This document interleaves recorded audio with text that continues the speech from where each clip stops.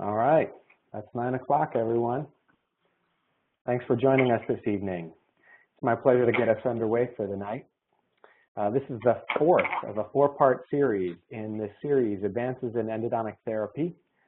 I'm your host for the night. My name is Rich Groves, and I run the Academic Affairs Group here at Next Media Group, and we're pleased to host you for a night of good discussion and great learning.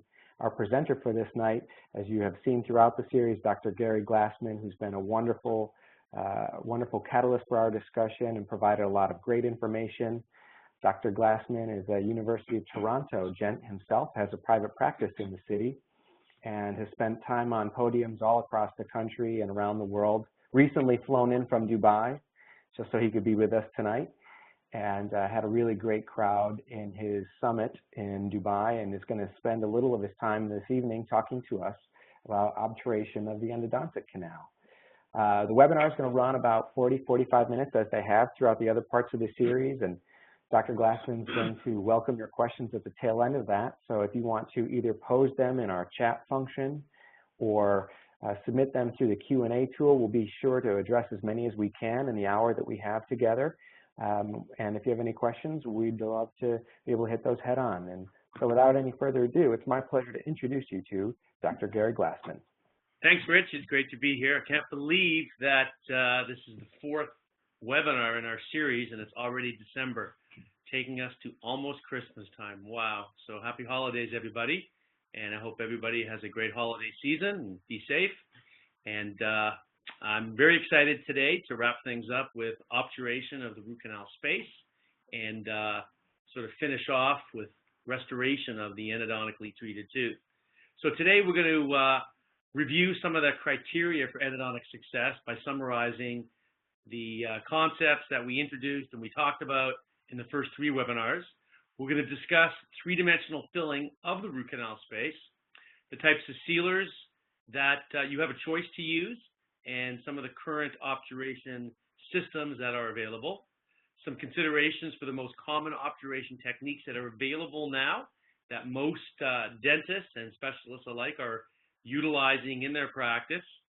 We'll provide you with a step-by-step sort of recipe instruction on how to perform continuous wave of condensation. And that's the technique that most endodontists around the world are using when they obturate the root canal system. Now, the most important part, as we emphasized in the last three webinars, is debridement of the root canal system. Removal of the smear layer, that inorganic, organic layer that's created on the wall of the root canals during instrumentation, and of course, biofilm, which is that mucopolysaccharide matrix, which contains the bacteria. That's probably one of the most important parts of root canal treatment. And there's the old saying, it's more important what you take out than what you put in, but of course, it's also important to seal that root canal system and protect what we've just committed ourselves to with the previous steps of shaping and then debridement of the root canal system. And we'll have plenty of time tonight to address any questions that you may have. So in reviewing the first three webinars with respect to advances in endodontic therapy, in part one, we discussed the goal of endodontic therapy, which is to either prevent or eliminate apical periodontitis. And of course, before we can even think about doing root canal treatment, we need to make the proper diagnosis. Number one, is the patient's symptoms related to an endodontic problem, or perhaps it's related to something completely different, unlike, maybe a sinusitis, maybe TMJ, could be a neuralgia. There's all kinds of different things that can mimic tooth pain, and we discussed a systematic diagnostic protocol in order to come to the solution of the patient's problem. So taking subjective information from the patient, going through our objective clinical tests to arrive at a pulpal and periradicular diagnosis, and then to assess all that, and then to plan for treatment. So part two, we discussed entering the root canal space, talking about straight line access, trying to find the canals. Not only that, but once we get into the canals and negotiate our way to the apical terminus of each root canal, we talked about the concept of establishing apical patency. And that's when you take and deliver a small flexible hand file, like an 06 or an 0.8 hand file slightly past the apical terminus, 0.25 to 0.5 millimeters past the apical terminus, in order to prevent the accumulation of dentin debris and allow that dentin debris to stay in suspension and then be evacuated out coronally. The glide path is that pathway in which we're going to make with our hand files and or our rotary files in order to accommodate the nickel titanium system of rotary files or reciprocating files that we choose to use. Just like a plane needs a pathway to land, so do our nickel titanium files need a pathway in order to find themselves passively advance to the apical terminus. We talk about a variable taper sequence where we use files of smaller taper to slowly advance from the coronal third, the middle third, and then subsequently to the apical third. Part 3 talked about debridement of the root canal system, removal of the smear layer, removal of the biofilm, and we talked quite a bit about apical negative pressure. It's a way to deliver the irrigant of choice that we're using to the apical terminus with minimal risk of extruding past the apex. And we talked about the apical negative pressure system called the Endovac, something that I use in every single case that allows me not only to deliver my irrigant to the terminus safely, but also allows me to exchange it as well. And everything we talked about in the past 3 webinars, and of course, everything we're talking about today, is based on the science. But you got to believe in the science, and you have to be somewhat of a critical evaluator when you look at the science, and you have to look at a few things. Does it satisfy the criteria that you see now? What kind of variable types do you have?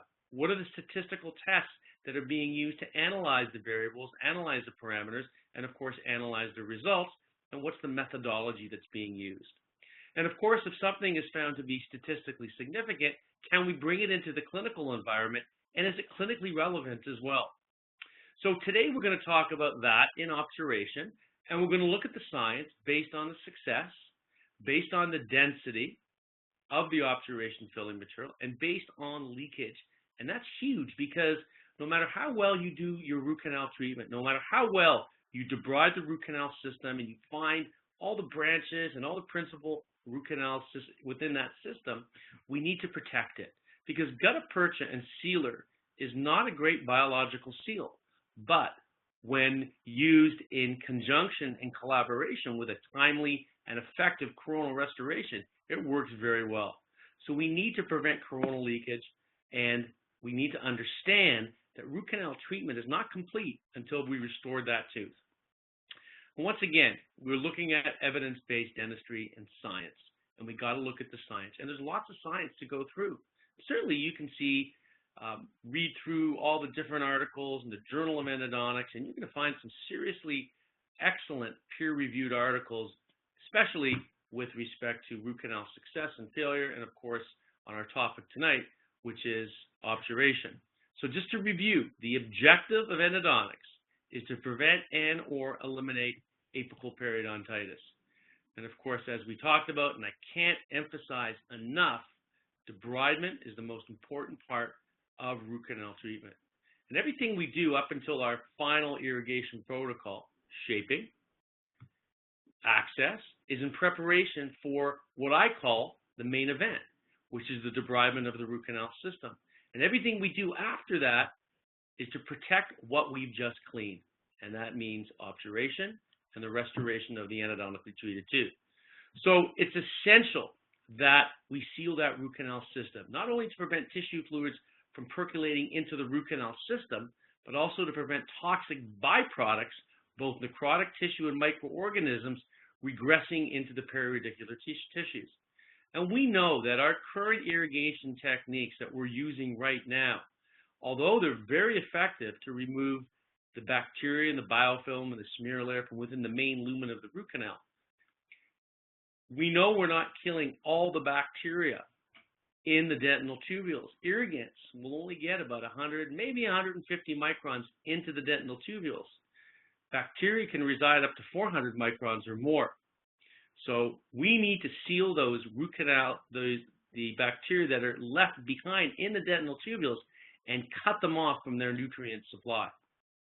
So what are the objectives of obturation? Well, Number one, we need to prevent percolation of the periradicular exudate into the pulp space by way of the apical foramina and or lateral enforcation canals. We need to prevent the percolation of gingival exudate and microorganisms into the pulp space by way of lateral canals and opening into the gingival sulcus. We need to prevent microorganisms left in the canal after preparation, and this includes those that are left in the dental tubules, from escaping into the periradicular tissue via the apical foramen, lateral canals, and maybe even dental tubules if the cementum is eliminated from that area where they can get out. And of course, we need to seal that pulp chamber. We need to prevent leakage, coronal leakage, because it's very easy for bacteria and their products to get into an open environment. For instance, you've done a beautiful root canal. You found 5 root canals, sealed 7 lateral canals. Looks gorgeous on the x-ray, but the temporary filling's been lost, and now that access is streaming with saliva, which contains bacteria. We know through the science that within 48 hours, you get the percolation and ingress of endotoxins and enzymes from the bacteria into that root canal system once again. Within 30 days, based on the studies by Korabinajad and Kayat, within 30 days, not only do you get complete apical penetration of the enzymes and endotoxins, but also the physical presence of the bacteria themselves.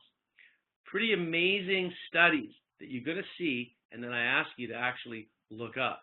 So there's different types of obturation. One of the most popular ones that's taught around dental schools, but is slowly being phased out, and certainly what I learned when I was in dental school, was cold lateral condensation, where we fit a master cone and then using lateral condensers made space for further gutta-percha cones. So you ended up with a bunch of gutta-percha cones that were more or less being held together by sealer. And you can even see from this section how not only will you get leakage along the interface between the gutta-percha cones and the root canal wall, but also in between the individual cones themselves. And of course, warm vertical condensation is probably one of the most popular techniques taught around the dental schools as we come more forward and more advanced, and certainly most endodontists are practicing warm vertical gutta-percha, taking advantage of the thermolabile properties of gutta-percha and condensing it into what essentially is a closed system. So not only are we getting vertical movement and sealing of that apical area, but because we're working through the gutta-percha with warm instruments, we're actually getting lateral movement of the gutta-percha to adapt better to the root canal walls and also to seal up that system. Now, this is a beautiful color plate that you see of warm vertical gutta-percha taken from Dr. Arnaldo Castellucci's textbook. Excellent, excellent textbook that is a must-read. Now, some like to use carrier-based obturators, and certainly Dentsply has their gutta core, and Corendo has their soft core for those that like carrier-based obturators. Again, very effective as long as you debride that root canal system properly and create the proper shapes. But we're going to spend most of our time on talking about the continuous wave of condensation. And I want to bring your attention to a study that was done at the University of Toronto, where I teach, where between 2003 and 2008, Dr. Friedman and his group did a prospective study. And essentially, if we break everything down in those first 4 studies, 86% of all teeth, necrotic and vital, healed according to the strictest of criteria. And the criteria that they used was called the PAI index, or the periapical index, where a value of 1 to 2 showed healing, and anything greater than that showed a failed root canal. 86% of those teeth healed according to the strictest criteria. Those were teeth that showed complete restitution of the PDL. It did not include those cases that had lesions that were getting smaller. That fell into the next category, what we call functional success, where 95% of the teeth remain asymptomatic and functional. And in this group, these are the cases where there were larger lesions actually moving into smaller lesions, and I imagine if we waited more time that they would actually show complete healing. And one of the big findings was the absence of apical periodontitis is the most significant predictor of a better outcome. In other words, teeth that had root canal that were vital had a higher prognosis than teeth that were non-vital. But I believe, based on the science and research and development, moving towards greater cleansing three-dimensionally of that root canal system, that the gap is closing with respect to the outcomes of vital and non-vital teeth. But relating to the topic today, what they found is an incidental finding, and they call a suggestion, was that the root filling technique, warm vertical condensation, suggested a higher success rate. In 3 of those first studies, they found that warm vertical gutta percha had an 11% higher success rate compared to those cases that were treated with cold lateral. And in 1 of the 4 studies, they found a 16% increase in success rate compared to cold lateral. Eduardo Akasui, University of Sao Paulo, wanted to quantify micro-leakage of bacterial endotoxins in recently extracted teeth that were obturated with either cold lateral condensation or continuous wave of condensation using thermoplastic gutta percha. And they found, with statistical significance, that teeth obturated with continuous wave of condensation, warm vertical gutta percha, showed statistically significantly less micro-leakage of bacterial endotoxins than those obturated with lateral condensation. So continuous wave of condensation is the technique that I employ. In my practice, I find it less time consuming than cold lateral. The science is pretty clear that it adapts better to the grooves and depressions of the canal walls and the lateral canals than cold lateral. So the science is there. And once again, got to be somewhat of a critical evaluator, and I encourage you to go to these studies, look them out, and you be the critical evaluator. You determine if the parameters are proper. You determine if the methodology and the statistical tests that they use are significant enough for you. So a lot of options in the marketplace, right? There's a lot of ways to skin a cat, and certainly a lot of means to the same end. There's the touch and heat, which is a heat carrier. System B, the alpha and beta by B&L, Calamus by Dentsply, Obtura Spartan has their latest, which is the Obtura 3 Max. Kerr has their Elements Obturation unit, which is a quarter unit, and the latest iteration is the Elements Free, which is a cordless system that has a down pack device and also a cordless backfill device. So I don't know about you, but in my practice, I got enough cords hanging off my operatory, so much that sometimes I get up and I have to watch myself so I don't trip. So cordless is where things are going right now with respect to every type of handpiece. Now, the whole technique of warm gutta percha is predicated on capturing the maximum cushion of gutta percha and driving that in essentially what is a closed system. So not only do we get vertical movement and corkage of that apical 1/3, but because we're driving a hot plugger through gutta percha and warming it up, we're allowing it to flow laterally as well, to not only adapt better to the root canal walls, but also to seal up lateral accessory canals and even get some plugs of gutta percha and sealer into the dental tubules as well. One thing you may not have thought of, and this is something that you really need to, and that's about disinfection of your gutta percha cones. Who would think of that, right? You take your gutta percha cones out of the box and you insert it into the canal. But think for a moment what you're doing, because they're not sterile, they're not disinfected, and we've spent so much time in the previous steps either maintaining or trying to achieve asepsis within that root canal system. And now you're going to take a gutta percha cone that may be inoculated with bacteria, and who knows what kind of bacteria they may have on the surface, and we're inoculating that nice clean root canal.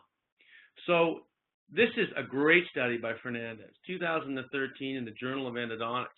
They looked at outcomes, a 5-year follow-up, looking at cases that used disinfected gutta percha cones and cases that were used non-disinfected gutta percha cones, and they evaluated them both by digitally and cone beam.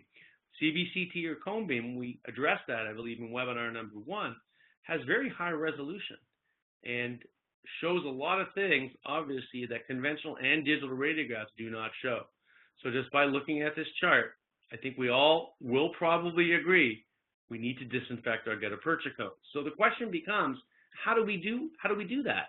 And how long do we disinfect our gutta-percha cones? Well, 1 minute soak in either full-strength sodium hypochlorite, depending on the brand, depending on the country, could be anywhere between 5.25 and 6%. Or do we disinfect them in 2% chlorhexidine? Well, whatever we decide to do, we'll talk about that. 1 minute seems to be the time that's well understood, because any longer than that may cause damage to the external part of that gutta-percha cone. It may cause it to deteriorate the surface structures of that gutta-percha cone, and here are the science to back that up. And it may actually increase the elasticity of the gutta-percha cones, which can lead to difficulty in obturation, especially in curved canals. So we understand a 1 minute disinfection. The question becomes, what do we disinfect it in? So I went back to the research and I found this study done by Ferreira de Assis, and we looked at the effect of disinfection solutions, 2 types, hypochlorite and 2% chlorhexidine, on the adhesion force of root canal filling materials, called the FAD. The adhesion force between root canal sealers and gutta-percha cones. And they used full-strength sodium hypochlorite, and they used 2% chlorhexidine, and they found that when you decontaminate your gutta-percha cones with 2% chlorhexidine for 1 minute, it resulted in a higher force of adhesion. So, long explanation for a short message. Use 2% chlorhexidine to soak your gutta-percha cones for 1 minute. Very simple. We just use a little Pyrex dish. We put our 2% chlorhexidine in there, and we put our gutta-percha cones in there for 1 minute. Once the 1 minute is up, we take a sterile cotton forceps, we grab the gutta-percha cone, and we take a alcohol-laden 2x2, we wipe off any excess, and that alcohol will evaporate very, very quickly. Now make sure that when you handle these gutta-percha cones, that you handle them with sterile forceps. You make sure that you and your assistant don't touch the cones, even with gloved fingers, because your gloved fingers will have bacteria on them as well. You want to try to maintain that aseptic environment as much as you possibly can. Now, there's lots of sealers on the market, and of course, gutta-percha is a great material, but it won't flow into all the intricacies of the root canal system, as well as a sealer. Of course, it's the core material that we need, which is gutta-percha, but it's the sealer that we coat our gutta-percha cones with in order to take up any of the deficiencies that the gutta-percha can't flow into. So there's lots of sealers, but we have to understand, number one, what the requirements for an ideal sealer are. Number one, it needs to be introduced into that root canal system easily. It should seal the canal laterally as well as apically. It shouldn't shrink after being inserted, and it should be impervious to moisture. It should be at least bacteriostatic, or not to encourage bacterial growth. That's important. Some other requirements for an ideal sealer: should be radiopaque. It shouldn't stain tooth structure, especially in that cosmetic zone. It shouldn't irritate the periapical tissue. It should be sterile or easily and quickly sterilized immediately before insertion. And if we need to retreat a case, it should be easily removed from that root canal system if necessary. So, what are the most common ones? Well, zinc oxide eugenol sealers are very common. Kerr pulp canal sealer, extended working time, Kerr pulp canal sealer, rickets sealer, Procosol tubeless seal, wax paste, all zinc oxide and eugenol sealers. There are dual syringes that you can that have a mixing tube. There's also, powder and liquid that you can mix together. Really depends on what you want. There are calcium hydroxide sealers. The most common one is Seal Apex and also calcibiotic root canal sealer.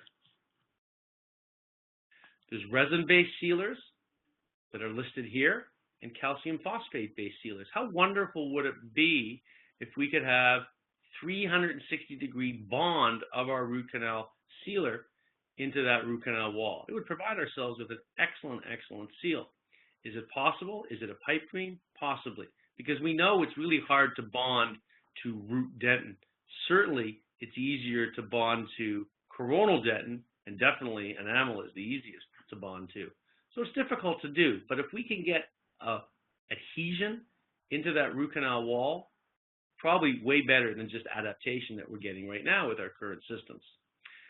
Now, the latest and greatest is bioactive sealers. These are known as calcium silicates, in which they are bioactive, and they're very biocompatible within that root canal system and encourage growth of tissues not only around there, but allow them to survive in many different environments. The most common are MTA Filapex, Biodentine, and Bioceramic by Brasseler. So let's look at the technique. And let's talk about warm vertical condensation. Number one, we've shaped our canal. We've done our final irrigation protocol. We've dried the root canal. So now we need to choose the appropriate size gutta-percha point. Well, there's many systems that have gutta-percha points that match the last file that's used. So for instance, if you are using the TFA, Twisted File Adaptive System, and you finished with the ML2, there's an ML2 cone. Sounds pretty simple. Or if you choose and you want one cone, then why not use a fine medium cone, somewhere in between an 04 and an 06 taper, with a feather tip. That way you can customize it by just clipping off maybe 1/2 to 1 millimeter at a time, placing your cone right to working length, and getting that feeling of resistance to displacement, which is called tug back, right to working length. It's at this point that I may take a confirmatory radiograph to make sure that I'm at my working length. And prior to that, prior to obturating the root canal with my fitted gutta-percha point, I may actually cut off about 1/2 to 1 millimeter in order to accommodate for vertical movement of that gutta-percha point as I condense it vertically. We then want to fit our down-pack plugger to where the tip of that plugger contacts dentin, because we need to know where that contact is in order to avoid inciting a vertical root fracture. Now, this point of contact is called the binding point, and we want that plugger to rest at the binding point anywhere between 4 and 7 millimeters from the working length. Gutta-percha is a poor conductor of heat. It's a good insulator, but it's a poor conductor of heat. It will only transmit heat and thermosoften that gutta-percha anywhere between 4 to 7 millimeters. So that's why it has to be within 4 to 7 millimeters of our working length. Then we adjust the rubber stopper to the corresponding occlusal reference point. That way, when we head down that root canal on our down pack, which is the first wave, we know exactly how far the tip of that plugger is from the binding point, or the point at which it contacts dentin, by virtue of how far that rubber stopper is from the corresponding occlusal reference point. So we fit our cone, cut off 1/2 to 1 millimeter, we fit our plugger. Why 1/2 or 1 millimeter? Well, the larger and the straighter the canal is, the more movement you're going to get of that gutta-percha cone vertically. So you may want to clip it back 1 millimeter to accommodate for that.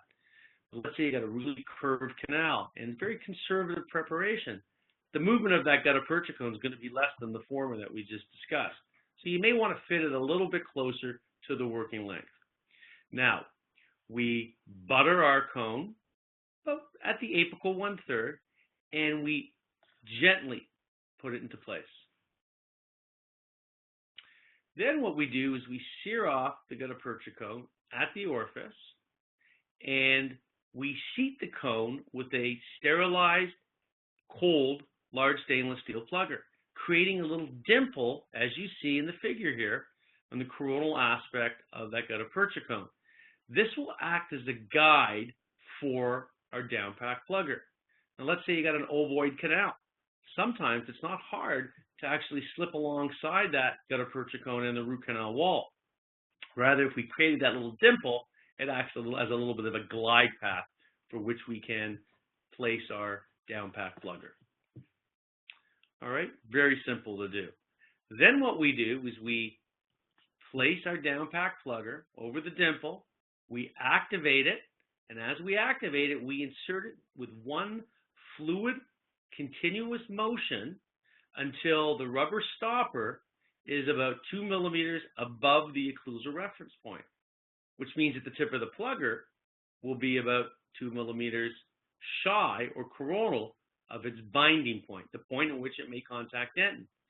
So what we do is we release the activation button on whatever system you're using, and as the plugger cools, so will the gutta percha. It'll start to harden, and slowly the apical descent of that plugger will stop. Now, what happens to gutta percha when it cools? It shrinks. It shrinks anywhere between 5 and 10%.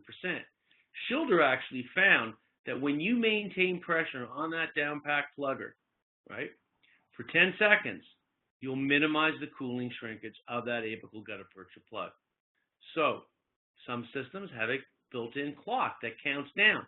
Certainly the Elements Obturation unit and the new Elements Free have that. So when you take your finger off the activation button, the clock counts down. At 5 seconds, you actually hear a single chirp coming out of the down-pack plugger. Kind of cool. And at 10 seconds, you hear a double chirp. You know your 10 seconds is up. Or you can just count 1, 1,000, 2, 1,000, all the way up to 10. So now that we've negated the cooling shrinkage, we want to make room now for the second wave, the backfill. So we need to do what's called a separation burst. We need to separate that coronal gutta percha from the apical plug. So whatever system we're using, we activate that plugger, activate the ring or the button or whatever they have on whatever system you have in order to heat up the tip of that plugger to sever the coronal gutta percha from the apical plug. So you activate it to sever it. You deactivate and hesitate for just a moment to allow that coronal gutta percha to adhere to the cooling plugger. And then you remove it. Activate, deactivate, hesitate, and remove. We use the mnemonic of 3, 10, and 1. 3 means 3 seconds to downpack, 10 seconds of continuous apical pressure to prevent cooling shrinkage, and then 1 second, all it really takes to do for the separation burst. Not a bad idea for those that are just starting this technique, and even for us experienced endodontists. I often take a radiograph to confirm that I've achieved my objective of sealing that apical area. Most of the time, when you, on your downpack, you're probably going to seal most lateral and accessory canals. So take a radiograph. It doesn't hurt. Evaluate it. Totally reversible if you're short. If you're long, not a lot you can do. Gutta percha is a well-tolerated material. Certainly if the canal is debrided well enough and it's sealed well, little gutta percha often can't hurt you.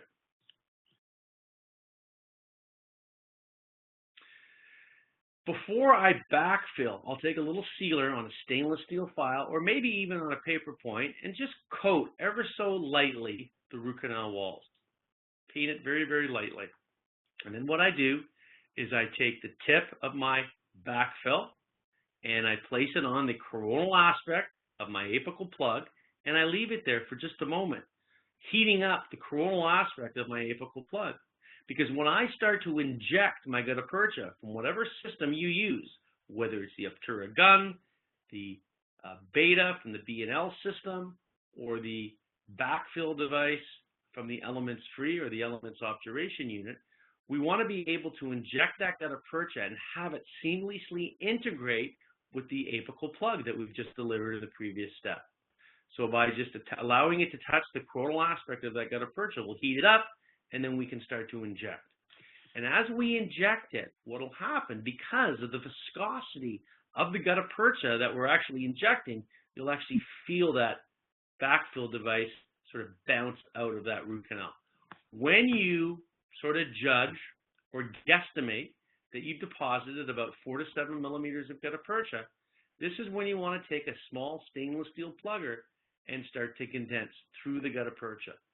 And the reason we do this, rather than filling it up right to the orifice and then condensing, we want to capture the maximum capacity that we have of that thermolabile properties of gutta percha. So by injecting in increments, we allow those deeper layers, number 1, to prevent cooling shrinkage. Number 2, prevention of voids. And number 3, the ability to adapt those deeper levels of gutta percha better to the root canal wall, and have a better chance to seal up anatomy as well. And we continue this in 4 to 7 millimeter increments. And as we condense it, we do them in slow measured delivery, right? Nice and fluid, right up to the orifice, all right? Very easy to do. Now, if you're going to do a post space, and we'll talk about when you place a post, it's probably a good idea to place the post space now. But my recommendation is to obturate right to the orifice and then make your post space. Because in multi-rooted teeth, quite often, there may be lateral canals high up in the cervical region, the coronal third, and there may be even furcation canals that you may not have sealed on the way down during your down pack, but you may seal on the way back up with your backfill. So let's take you through the video of using a down pack device and a backfill device. And here we're going to look at the elements free, but this can be extrapolated really to any system. We fit our cone, and we take a radiograph. Depending on the size and curvature of the root canal will depend on how much we clip off. Remember, use sterile scissors. Make sure you don't touch the tip of those scissors and inoculate the scissors with bacteria. Then what we do is we take our down pack device, whatever down pack the device may be, whether it's a touch and heat, a System B, the Calamus down pack, or what have you, and we place it into the canal until it reaches its binding point, the point at which it makes contact with the root canal wall. Then we adjust the rubber stopper to the corresponding occlusal reference point. Now, in preparation for the backfill, you may want to pre-fit any appropriate pluggers, stainless steel pluggers. And we want to fit them so when we are in the canal and the rubber stopper hits the occlusal reference point, we know the tip of the plugger will be within gutta percha and not the binding point. So we insert our gutta percha cone with sealer on the apical 1/3 and we place it to the working length or to where we fitted it very gently. We don't want to just put it in forcefully and have splatter of gutta percha. Then we shear off the gutta percha at the orifice with the appropriate down pack plugger. We seat that cone with a large end of a stainless steel plugger and create that little dimple that we talked about to act as a guide for our down pack plugger. And then we insert it in one fluid, continuous, purposeful motion until the rubber stopper is 2 millimeters above the occlusal reference point, which means the tip of the plugger is 2 millimeters above the binding point, or the point that makes contact with dentin. And as the gutta percha cools and as the down pack plugger cools, it'll slow its descent into that cooling mass of gutta percha. Now, in order to prevent cooling shrinkage, that 5 to 7%, Schilder found that if you apply 10 seconds of continuous apical pressure, you'll negate that cooling shrinkage. Now we want to activate, deactivate, hesitate, and remove in one purposeful separation burst, making it clear for the backfill. Take some sealer on a paper point or a stainless steel instrument and paint the walls ever so lightly on the root canal wall. And then taking your backfill device, whatever backfill device you decide to use. You want to take the tip and you want to contact the coronal aspect of that apical plug for just a moment in order to allow the apical plug and the backfill gutta percha to seamlessly integrate. You deliver about 4 to 7 millimeters of gutta percha and then taking the appropriate plugger, condense that gutta percha. And you'll be done because you'll know because it'll harden up. Inject another 4 to 7 millimeter increments. All it usually takes in the average canal are 2 increments of 4 to 7 millimeters each. And then you down pack with the appropriate plugger.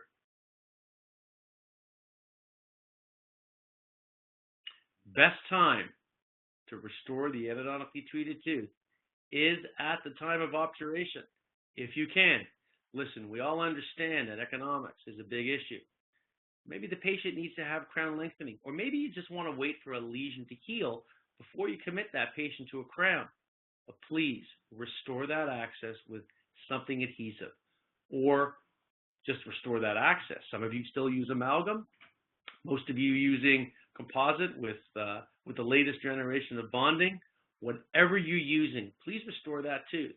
Cotton and Cavit do not make a permanent restoration, trust me, and it's a great conduit for leakage. So we need to seal off that root canal system, and we need to restore that endodontically treated tooth as fast and as effective as we possibly can. Because we know, and we've already mentioned, that endodontic treatment is not complete until the tooth is restored to function. And I'm talking about a nice coronal restoration that we can return to full function, create a coronal seal for that root canal treatment that we've spent so much time on, cleaning, shaping, and subsequently obturating. And we need to protect the remaining tooth structure. And posterior teeth cuspal protection is advised. Look at the research. Right? If the patient doesn't chew on their teeth, they know they don't need a crown. But I'll tell you, once you make access into a tooth and do that root canal treatment, and most teeth that require root canal treatment are because they have large restorations and are already structurally compromised, but they may have cracks. So we need to restore that tooth and protect their cusp as quickly as we possibly can. And if you go to the science, Aquilino and Kaplan in 2002 found 6 times greater rate of survival if the tooth is restored with full cuspal coverage. So let's look at coronal leakage, and let's look at some of the science as well. But the coronal seal following root canal treatment is as important as the apical seal, right? And some of the studies may be even more important. So if you can restore that tooth as soon as possible, if you can restore the tooth at the time of obturation, that's the best thing to do. So let's look at one of my favorite studies, which is done by Dr. Martin Trope and Dr. Ray at Temple University, my alma mater, where I graduated from endodontics. And they looked at the periapical status of endodontically treated teeth in relation to the technical quality of the root filling and the technical quality of the coronal restoration. They looked at good root canals and they looked at poor root canals. Right? Take a look at these 2 cases. One on the left, it's not shaped properly, the apical terminus wasn't reached. Chances are, if you look at a case like this on the radiograph, probably wasn't cleaned properly either. And the right side, nice taper, apical preparation, probably was cleaned very nicely, minimal access, right? And they looked at cases that had poor restorations, where they had cotton pellets left in the chamber, leaky margins, and they looked at cases that had good restorations. This is actually a case that I treated where we actually removed a metal post, and what you see in the distal root is just the gutta percha that's sealing up where the post used to be. And the restoration, nice adhesive restoration, nice fitting margins on the crown. And it's interesting what they found. As you would expect, this was a retrospective study, studying radiographs. Did it heal or did it not heal? And they found, of course, that the highest success rate are cases that had good restorations and good endo. And they found, of course, if you look at the bottom, the poorest success rate were cases that had poor endo and poor restorations. But what I find very interesting is that there was a higher success rate for cases that had poor endo and good restorations compared to those cases that had good endo and poor restorations. So what's the moral of the story? What's the message here? Restore your tooth as quickly as possible, because the restoration of the endodontically treated tooth is important.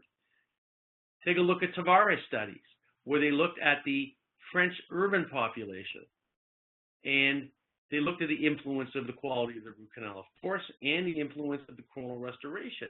And once again, they found that what Trope and Ray found, that the highest success rates were those cases that had great endo and good restorations.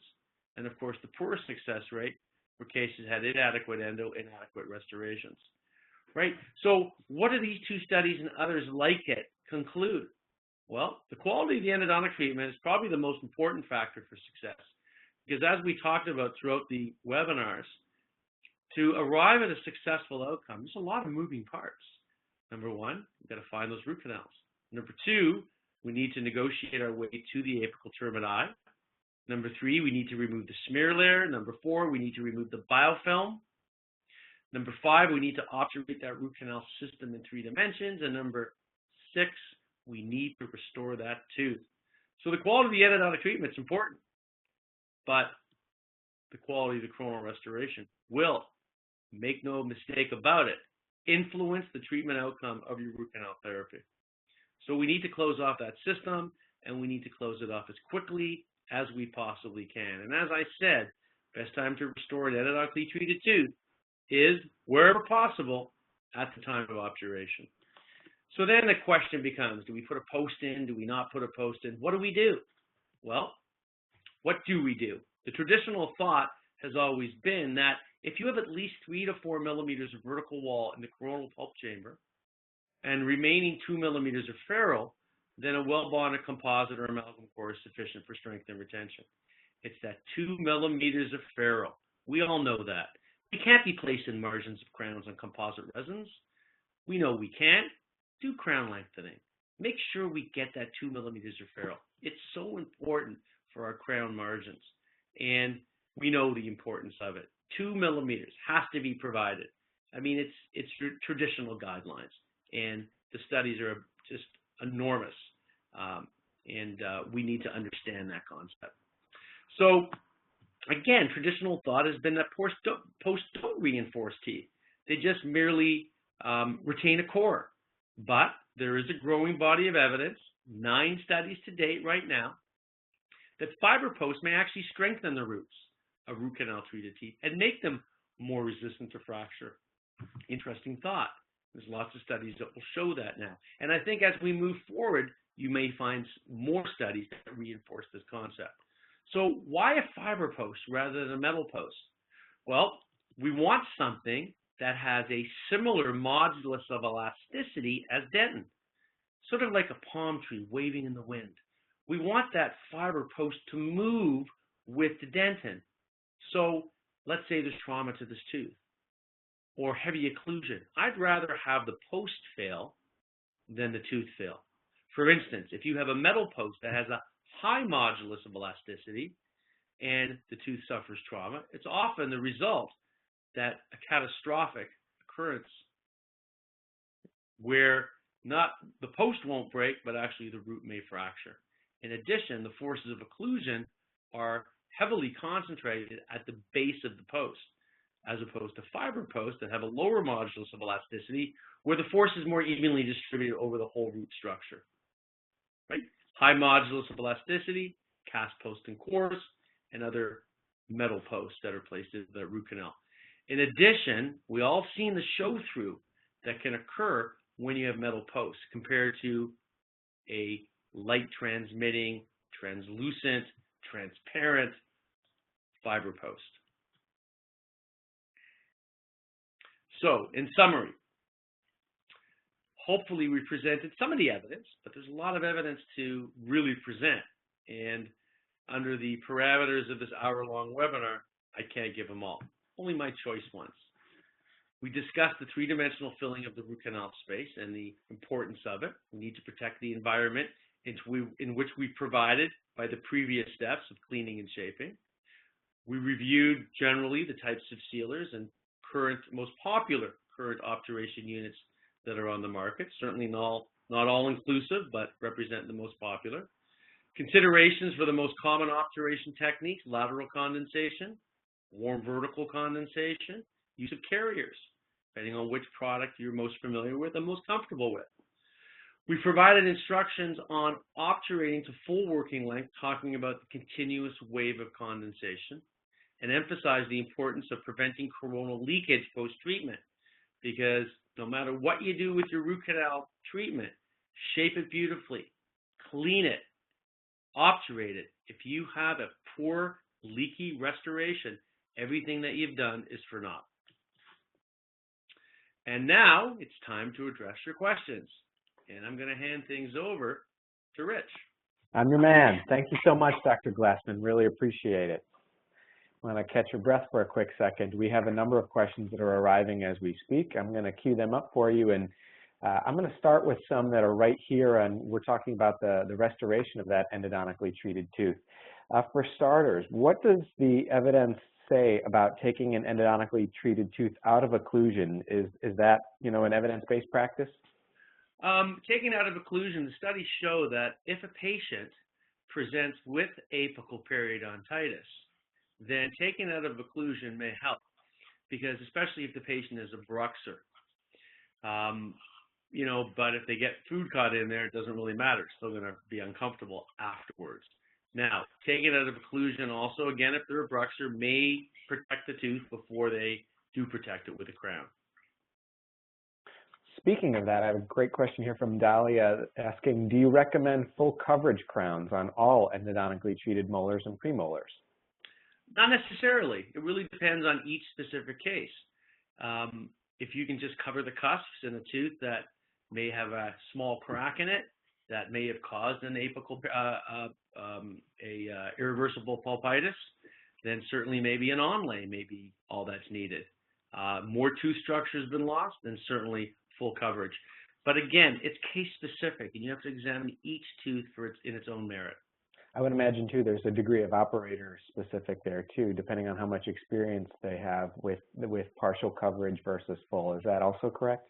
Probably as well, yeah. Certainly probably easier to do full coverage and get that nice margin than it is to get that really precise margin for a nicely fit onlay.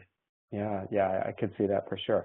I have a question also about the demise of gutta percha being highly premature. But would you compare, for example, or explain why gutta percha is still such a part of the armamentarium, despite some of the investigations that have gone on into resin-based and some of that technology? Yeah, obturation materials have gone through quite an evolution and regression too. Silver points, hydron, Resilon, and gutta percha has been around for probably over 100 years, and we keep going back to it because it's safe, it's easily introduced, and it's easily removed should a case need to be retreated. Where are we heading? I mean, my personal opinion is we're heading to 3D disinfection of the root canal system with minimal access, minimal preparation, and then figuring out a way to obturate that root canal system somehow, with the ability to seal everything up. But until then, gutta percha is where it's at. Yeah, so I mean, even now, some of those steps that we're recommending in the literature about the 60 seconds is still based on that idea of taking that old material but applying that disinfection mindset to that process, it sounds like. Correct. All right. What steps do you take to prevent overfills or overextension of the root filling material when you're working in the canal space, Dr. Glassman? Well, that's a great question, and I get that question all the time. My gutta percha cone fits short, or my gutta percha ends up extending past. It's all about good fitting. And certainly if anybody wants to email me, I'll be happy to send them an article with some tips and tricks that was written by my colleague, Gianluca Gambarini at the University of Rome on matching and fitting your gutta percha cones. But the key is getting good tug back. And the key to tug back is that resistance to displacement, is making sure that you have that tug back at the apical 1/3. No point in having the tug back in the middle third and having the tip of that cone waving in the breeze, because when you do your down pack, you could end up extruding it past the apex. So you got to make sure, that's, I would say, the most important tip, to have good tug back at the apical portion of your gutta percha cone to prevent extrusion. That's great. Is there a time frame that you traditionally have in mind for recalling an endodontically treated patient or an endodontically treated tooth? Yeah, that's a great question too. My typical time is 3 months, because I find cases that have non-vital teeth with apical periodontitis with visible lesions, it usually takes about 3 months before they show any initial healing on a radiograph. In order to see a lesion on a radiograph, digital, conventional, certainly cone beams have higher resolution, but on a digital or a conventional radiograph, the Seltzer shown years ago, you have to have at least 30% cortical bone loss on the inner aspect, mineral loss on the inner aspect of the cortex to show up on the radiograph.